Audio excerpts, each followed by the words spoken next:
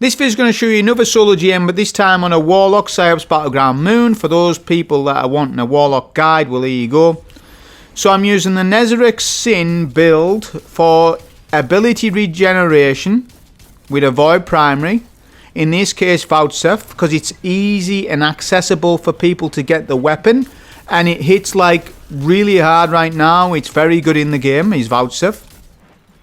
It's a Manannan replacement, because a couple of you saw me run Manannan earlier on in the week, and it hits fantastic. It's very good because it's Void Primary. Any weapon at all in your vault that is a Void Primary, you can use it for barrier rounds and volatile rounds and have very good success with it. Void Pulse Rifles, Void Scout Rifles, Void Hand Cannons, Void Bows, SMGs as well, but don't use an SMG in a long-range GM. Don't make that mistake. What I'm saying is, you don't have to run Le Monarch, you don't have to run Graviton Lance, you don't have to use Rev Zero, although those exotics are all S+. But if you want a different exotic, like Dragon's Breath, which is very useful in this GM, you can do that by supplementing Le Monarch for a Void Primary, in this case Voutsef. It's doing everything I would ever want it to do. It's fantastic. You know, and people are down in the dumps about scout rifles in PvE, and they still are. People still have got that misconception of, well, you know, well, it's not a misconception, they're kind of right. Scouts aren't very good in PvE, but right now they are, if it's a Void one. So why don't you just use it then? Instead of saying, oh, scouts aren't good. Hang on a sec, go and use a Void one. They're good. They're actually probably where scouts should be in the sandbox, but they are indirectly buffed by volatile marksmen. Without volatile marksmen, okay, they're not going to be that good. But with volatile marksmen, they're very good. Okay, so this build is going to control this entire bridge zone very easily. We use a super, we get rid of the light bearer. That's what you want to do. Get rid of that light bearer because he's a one-shot. But look at what we've done here. We've killed one barrier, one light barrier, and an unstop with this setup. By using Song of Flame with Dragon's Breath to just clear the entire bridge area. Although I do get weak off a knight, he TP'd or something. Maligned Harvest saves me. This is why you run Maligned Harvest. When you're Transcendence, your Void Transcendence nades will give you an overshield, making it very OP. Especially with Facet of Dominance, it debuffs everything. But this is what we're going to do, is just going to play from this side of the map and basically just farm the ads. It's very good for this starting section, look. Yeah, you can just keep spamming your Transcendences. This is a lockdown build, right? You really are locked down. The ads can't push me enough. There was only one ad that pushed me, which was an Arc Knight. That was literally it. All the other ads died before they could actually reach me. That's fantastic. But just take note of all the ability regen. That's why I'm able to spam so many abilities. It's because of Nezarec Sin.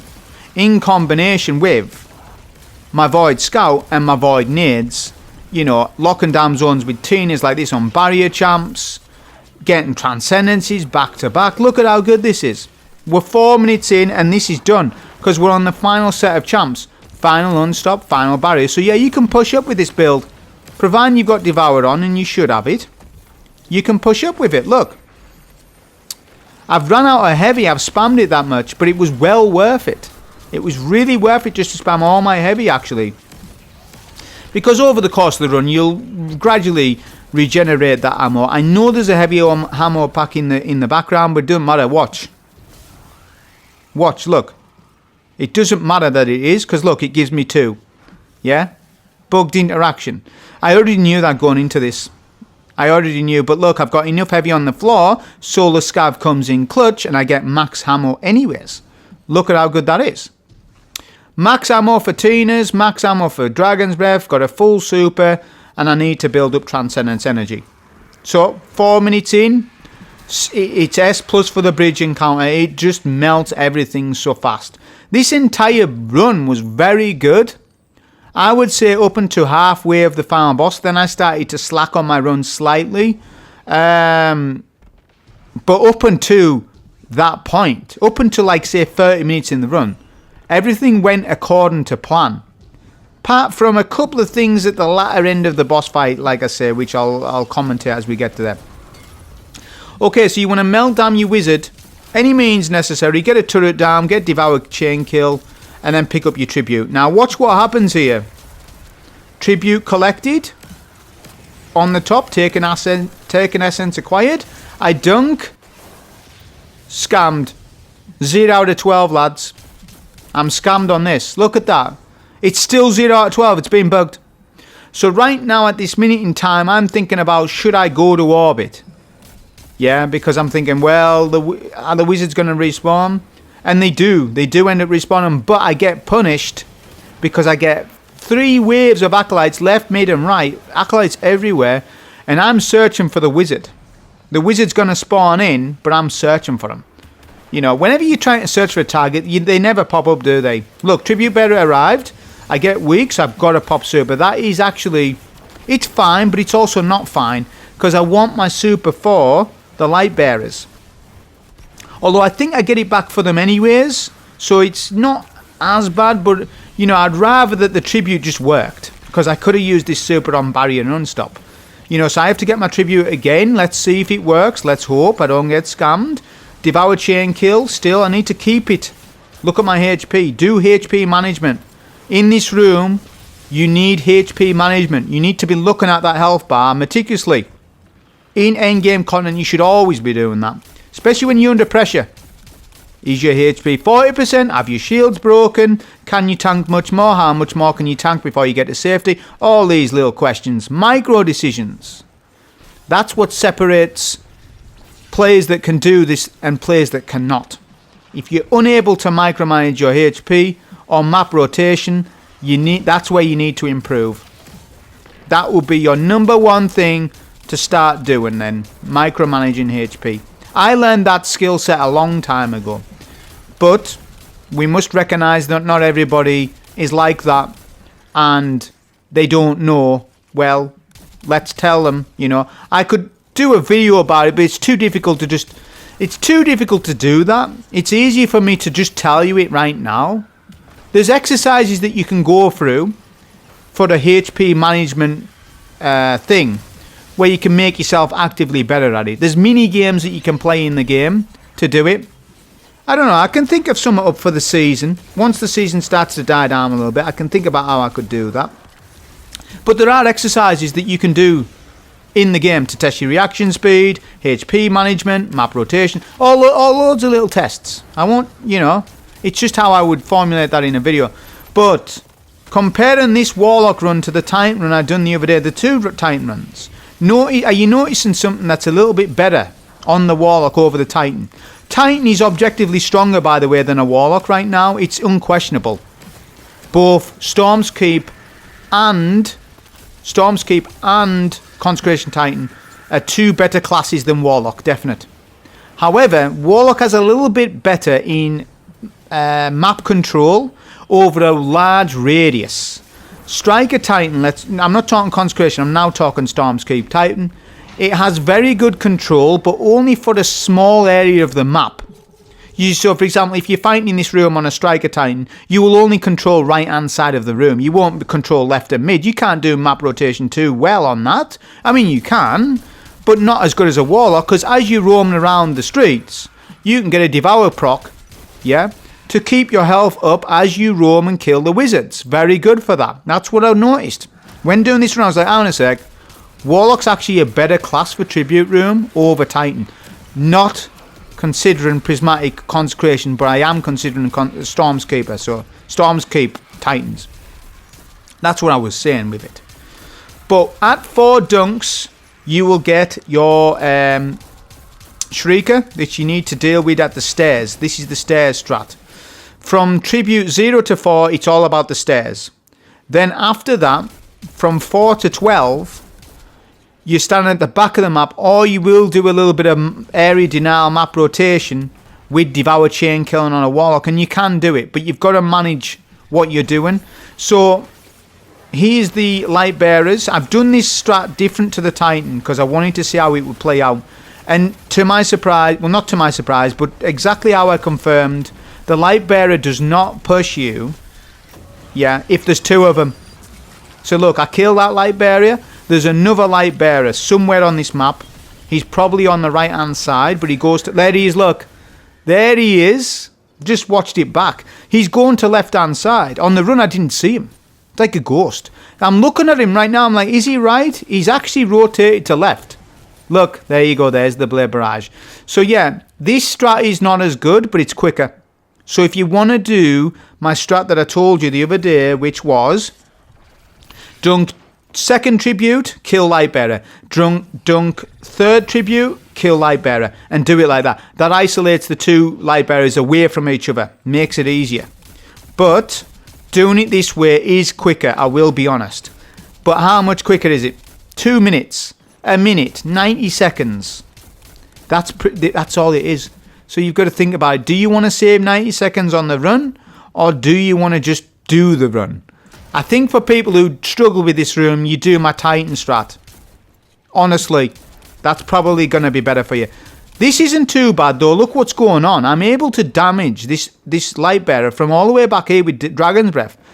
Really good. I want to get him finishable. I haven't got super, so I'm risking it.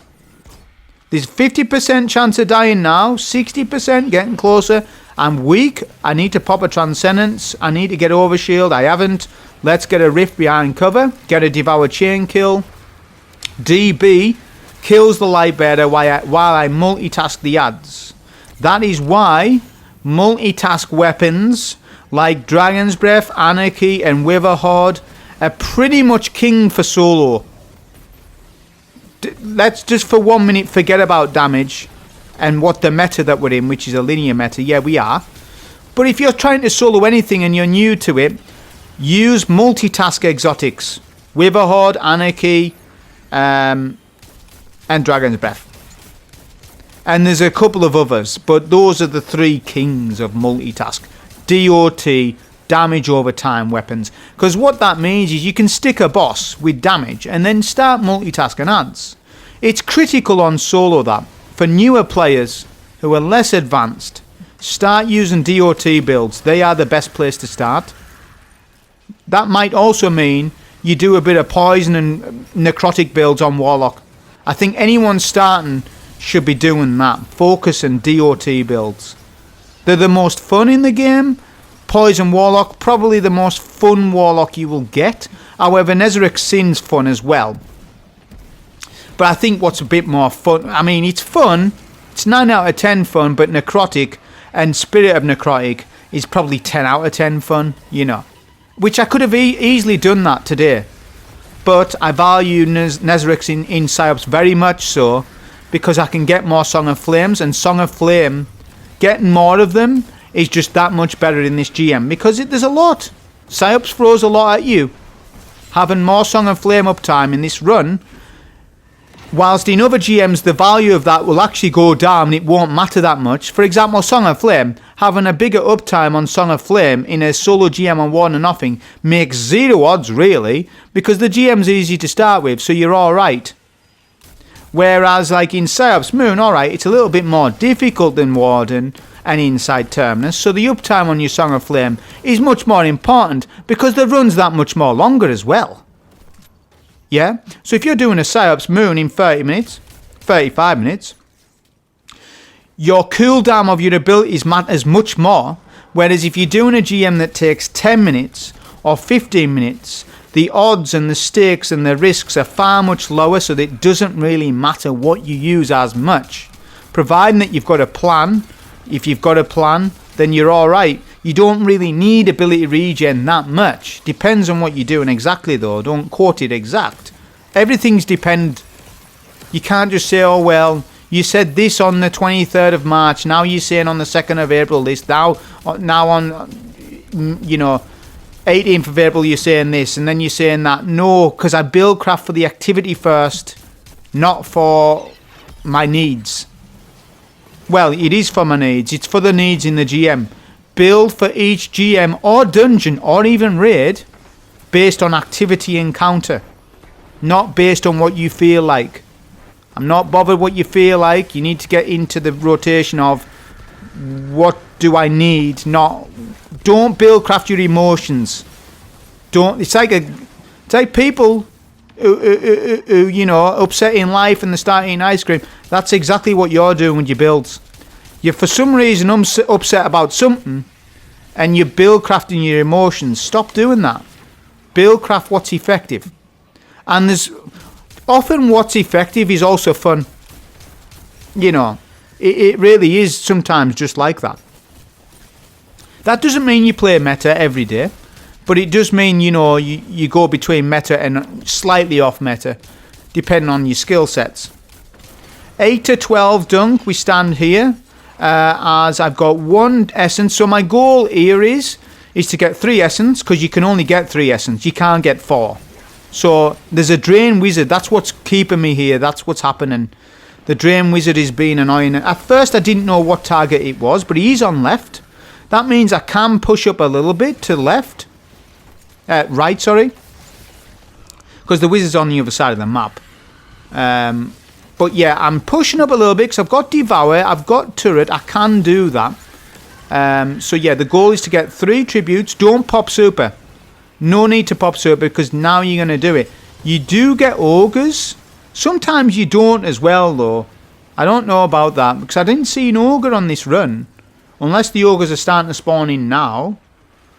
Right, there they go. So they actually, it looks like they spawn after the first dunk or something. That was weird. So you do get ogres, it's just maybe they were hiding or something. But look, you pop super and get your 4th dunk. This confirms 4th dunk.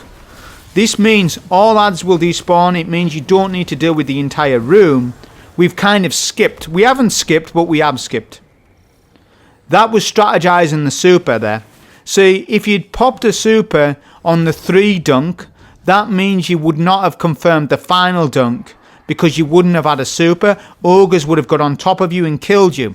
See, that's where you use the super at the most critical moment, not at the least critical moment. Least critical moment was the 3 dunks. I was full HP. I was managing my HP as I was running around, devour chain killing. That was fine, getting the 3 dunks. But when you get the dunks, you're getting more ogres and all that stuff coming in and more knights. So being able to pop a super and ignore all of that is really good. 17 minutes in, the run's really good so far. We get moths. Where have they come from? I don't know what that was. Right, double unstop. Try and kill them as quickly as you can. There's a fun mini game here. If you kill him quick, the guy survives, but he has not survived. The Cabal ally, you can get him to survive and fight the boss. You've got to be really quick on those unstops. Okay, I'm going to change my strat a little bit. I'm going to pop a Transcendence here and get Devour Chain Kill underneath the map. Underneath where the boss spawns. This isn't a bad strat, but I don't think it's brilliant either. If I was to redo this back, I don't think I would do it. It was alright. I suppose it does clear all the wizards. I would probably fight at the bridge. I think fighting at the bridge is fine. Because the boss can attack you from down below. You'll see that happen. I'll point it out. Look, there we go. It does the storm. See that damage? The boss's storm has went through the map. Once I saw that, I was like, yeah, I'm not fighting here again. Because that's actually a high chance of death.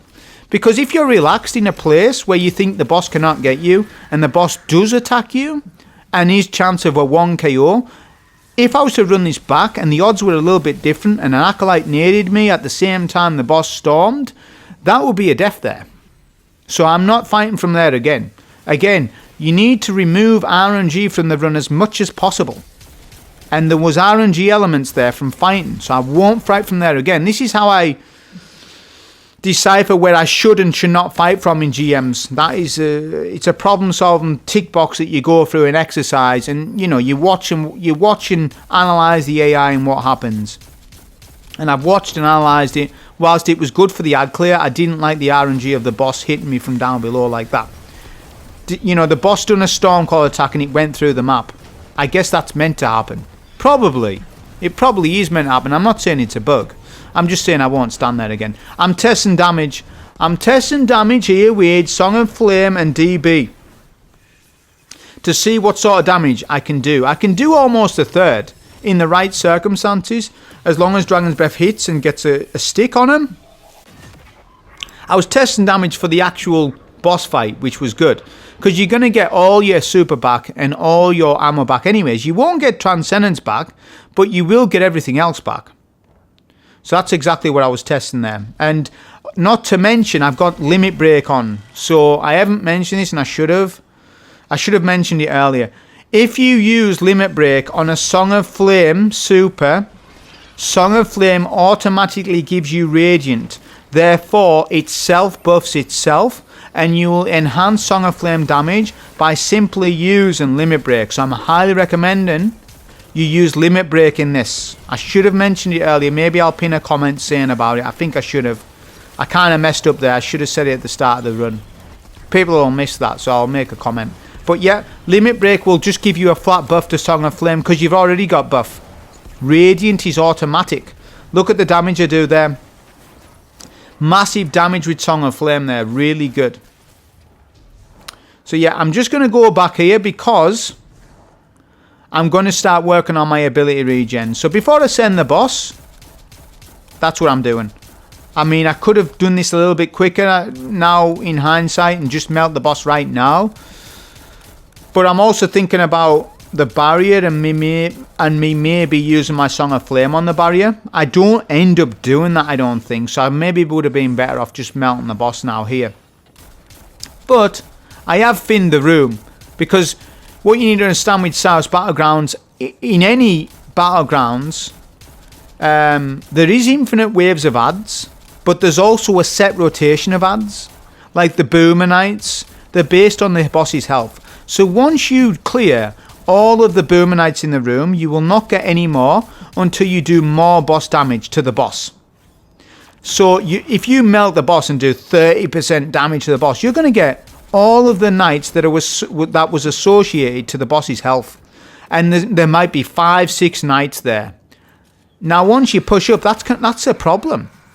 If 6 Boomer Knights hit you, as you collect the spear, you're dead basically. So, you know, try and thin the room before you get to spear phase. As in after the barriers are killed, the champs. So look at what Dragon's Breath does for me here. This is the best place to fight from for the unstop, but not for the barrier. If the barrier de-aggroes, which he has on this phase for me, then it's not. You need to push up at that point. But right now, your goal is the unstop and only the unstop. But look at how good Dragon's Breath is. Even if I don't stick the champ, I still get a stun. So that's really good. I've got all of my ability regen. So I've got super, I've got transcendence, so I can push up. But I'm really confused at this minute on where the barrier champers went. I'm suspicious the barrier's on right hand side. So now I'm thinking about that.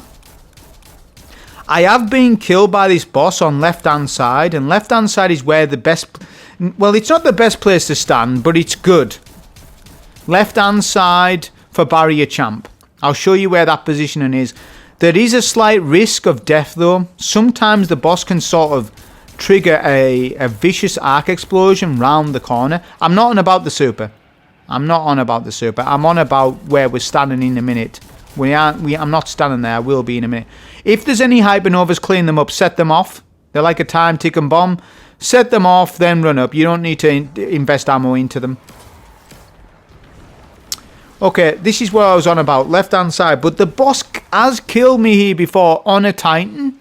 I guess because I had barricade up and the barricade gets struck by the lightning and then it kills you. That's what I was a little bit afraid of. But look at what happens. Barrier Champ has actually surprised. He's actually showed himself. But I am getting weak. I'm going to pop my Rift. So I was wanting to pop a Song of Flame on him. But then I was like, hang on a sec. By the time I pop it, he's dead. So I just won't pop it. We'll use it as an emergency super then if we need to and clean out the room. But I'm going to get a turret down and make sure I'm amplified. Well, you can't get amplified every time. But if you are amplified, it's beneficial. I'm going to speed up the footage as well from here because, well, it speeds up the spear section. Tips about the spear section. After every 10 seconds, the boss will do a Stormcaller attack. When the boss does the Stormcaller attack, you go and run for the relic. Look, boss does Storm, run. Because after the Storm attack, the boss will do his Lightning Lightblade attack. I'm giving all of his attacks different names and it's confusing to people. Look, the big attack that kills you, that's 10 seconds. After that attack, he will follow up with a normal arc attack. The one that Lightblade does in Lightblade.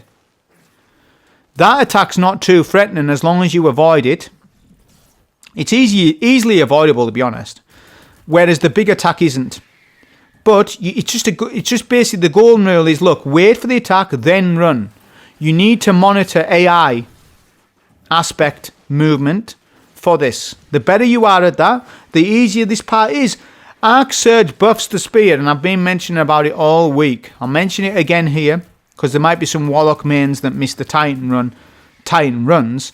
That's fine if you did. Well, Warlocks, this is your best time to solo Psi's Battleground Moon, simply because the spear section is now the easiest than ever, because you get a 25% boost to Arc Surge for spears. If Arc Surge is not up and you do Psyops, you will not get the buff. I've already got the footage. I've already analysed the footage. Non-Arc Surge will do less damage with the spear. I've already looked. 16k for non-buff for me, that's my power. And if I am buffed by the Surge, it's 21k. Nearly 22. You got to realise the spear does damage based on your power level as well. So if you're 2040 and you're doing the GM this week, you might hit for 23, 24k. I don't know. I'm not 2040. Let's see if anybody is 2040 down below and has done the spear damage, and let's see if anyone knows what the damage they're doing, because it is based on power level, the spear. It's not just spear. It's a relic that does arc damage, and the damage that your Guardian does is dependent upon your power level, and you can level up to 2040 for GMs. I guess people aren't aware of it, but you can. I'm not 2040. The grind is insane to get to that point, and I don't think I will get to, well, the Act 3 is quite long, but I'm not going to be XP farming. No way. I'm just playing the game now. I'm not doing any XP farming. I'm going to use a super here. This is damage phase 2, so I'm going to get a Dragon's Breath shot. I think I missed my stick. I end up losing damage because of it. I'm trying to focus more ability damage. I fall down as well, so my damage is less because I fell off. Warlock problems, right? So yeah, my damage is a bit less because number 1, I didn't have the Dragon's Breath ammo. Number 2, I fell down. But it's damage nonetheless. And it's, you know, in GMs, it's never a problem about damage. So when you're damaging a boss in GMs, you shouldn't die to that boss. Unless it's Lightblade or Darkblade now. You know, if it's those two bosses, yeah, you might die to them. But if it's like a boss where you can fight from a range, that is the easiest part of the fight, to damage the boss. The challenge is the combatant of the ads and the champs. That's always been the difficulty in GMs, not a boss. Unless it's Darkblade, Lightblade. What else is difficult GM boss? I guess Glassware's a hard one. The boss I'm on about now, you've got to really analyse him. You know,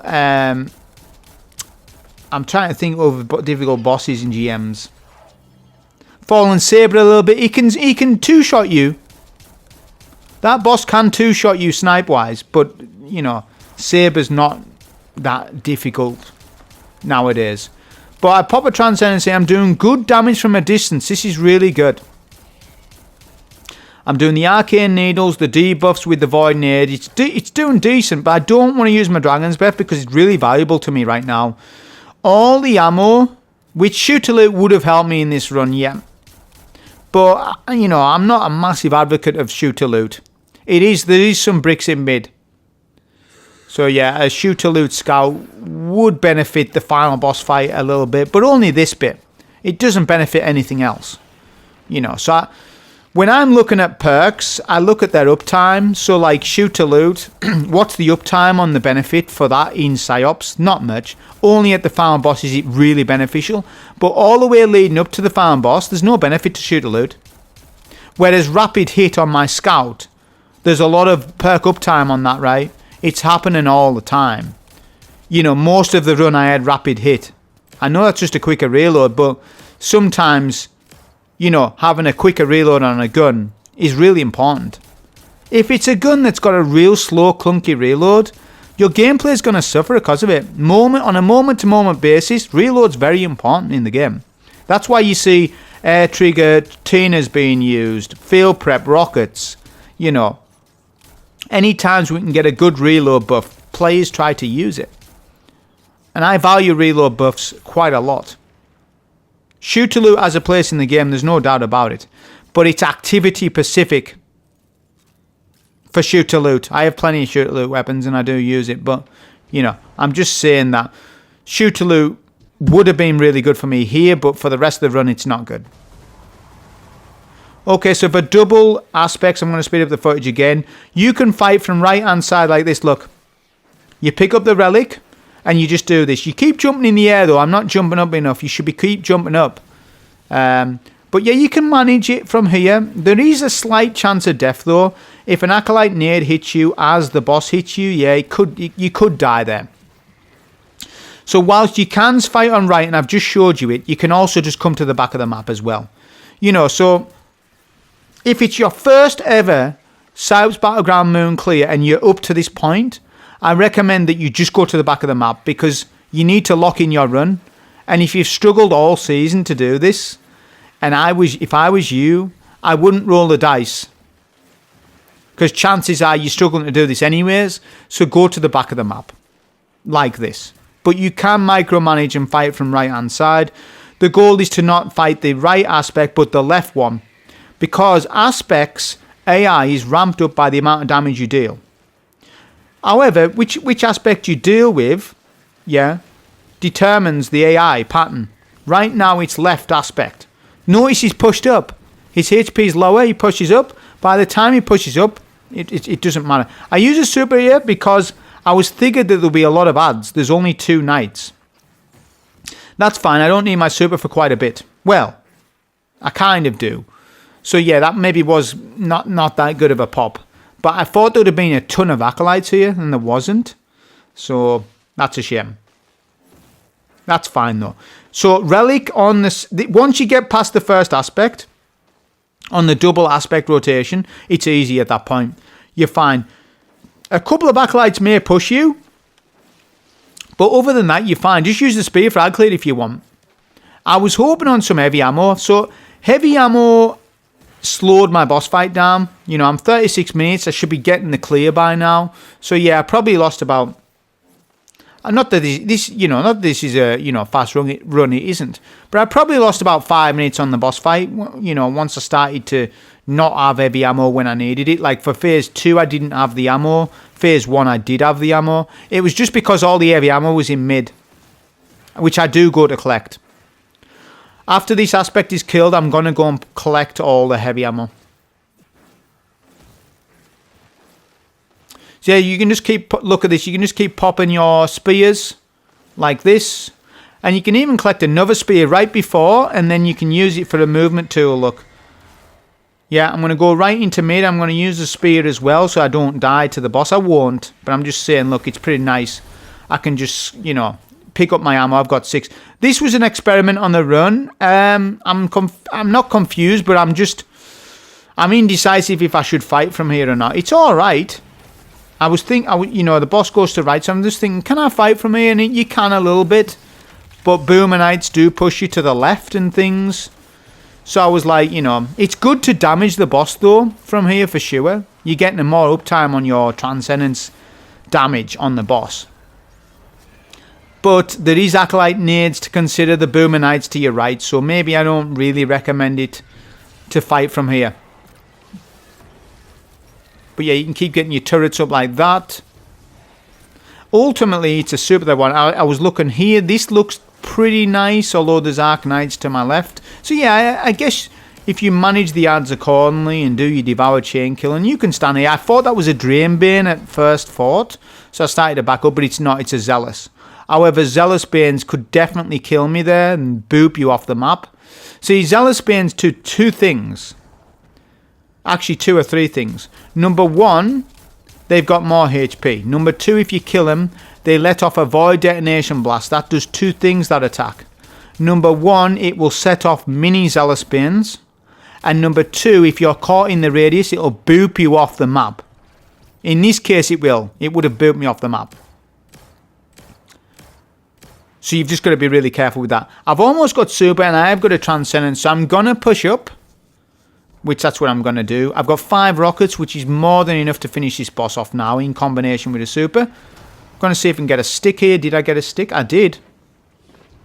Got a stick there as well. If Solar Surge was up, although no, hang on, it doesn't matter. Yeah, Dragon's Breath is overcharged because of Unstoppable Rocket. You will get the damage buff with Dragon's Breath. I can absolutely confirm that because all artifact mods do this. Every single artifact weapon mod that we have, you know, Peace and Sidearms, Unstoppable Rocket, Overload Trace, they overcharge all weapons. It always does this. It's to incentivize to use those weapons in GMs. That's what the whole system is based on. I use a super here in Dragon's Breath. I'm expecting to kill here and I don't. And the boss TPs, what was that? So yeah, I should have killed there and I don't. So I was like, what? You kidding me, man? Because you should always have a super, then crush Ghost. So I was like, why? I'm alright though, because I've got a Transcendence to pop. There's ads to my right. This shouldn't really be happening on the run. I should have actually killed, so I didn't factor in the HP exactly as good as what I would have liked. But the boss is stuck with a Dragon's Breath, so I can get the Ghost Crush. Prox Ward will save you as well. I've already got an Overshield, but yeah, Prox Ward would save you if you were weak there on that particular instance, for example. That's why you always run Prox Ward on your class item, especially up against Hive Guardians, which this is full of them. That was a solo GM with this Nezarec Sin Song of Flame build with Dragon's Breath. Works out pretty good for the run, makes it consistent. It's not too bad of a run to do. Hope you enjoy, thank you.